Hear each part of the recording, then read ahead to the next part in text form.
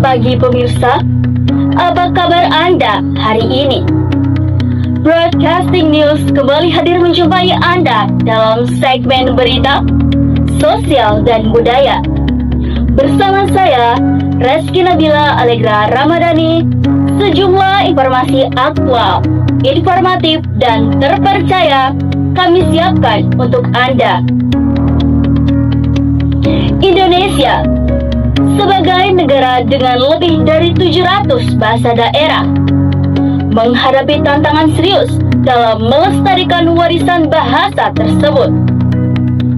Banyak bahasa daerah yang kini berada di ambang kepunahan. Namun, pemerintah Indonesia, khususnya Kementerian Pendidikan, Kebudayaan, Riset dan Teknologi atau Kemendikbudristek, terus melakukan langkah-langkah konkret untuk mengatasi masalah ini. Berikut liputan selanjutnya.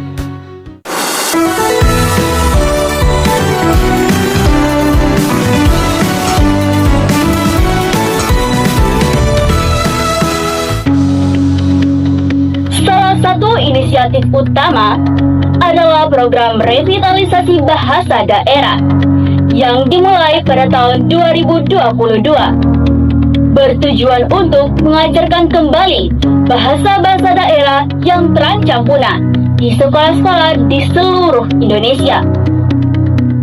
Menteri Pendidikan Nadiem Makarim menegaskan bahwa program ini merupakan komitmen pemerintah untuk melestarikan bahasa-bahasa yang hampir hilang.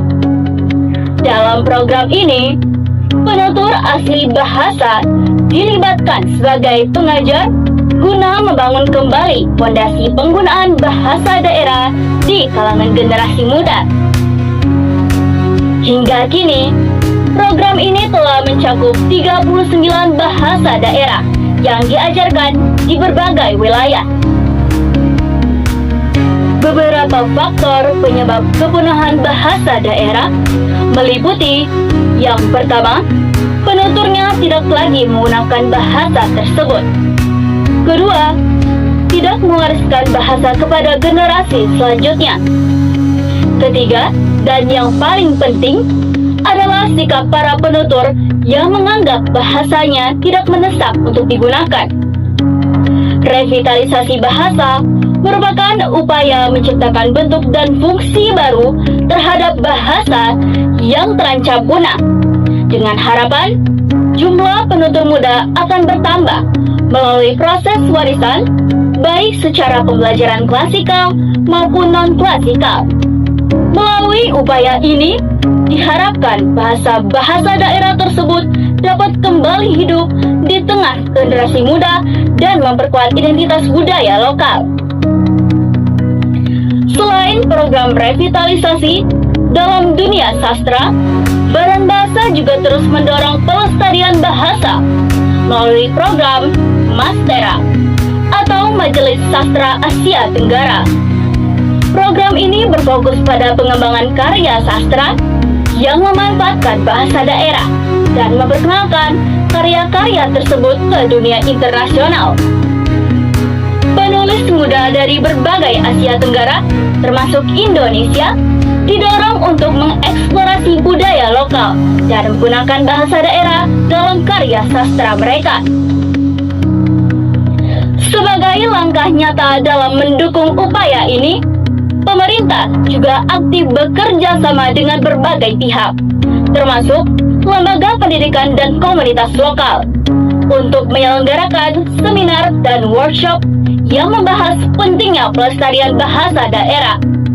Misalnya, di Universitas Nasional Jakarta, topik tentang bahasa sebagai media interaksi budaya di dunia kerja diangkat dalam acara Yudisium Fakultas Bahasa dan Sastra.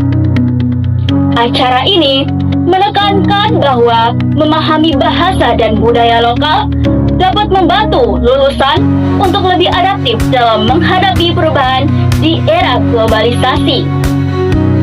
Dengan langkah-langkah ini, harapannya adalah agar bahasa-bahasa daerah di Indonesia dapat terus hidup dan berkembang di tengah tantangan modernisasi dan globalisasi.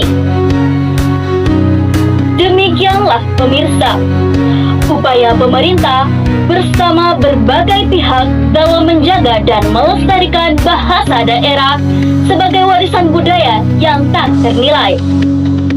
Melalui program revitalisasi bahasa daerah, serta dukungan dari dunia pendidikan dan sastra, harapannya generasi muda bisa semakin memahami dan melestarikan bahasa-bahasa nenek moyang kita. Teruslah bangga dengan budaya lokal, dan mari kita bersama-sama menjaga warisan ini agar tetap hidup di masa mendatang. Tetaplah bersama Broadcasting News untuk berita-berita terkini dan terpercaya. Saya, Reski Nabila Allegra Ramadhani, pamit undur diri. Terima kasih dan sampai jumpa di berita berikutnya.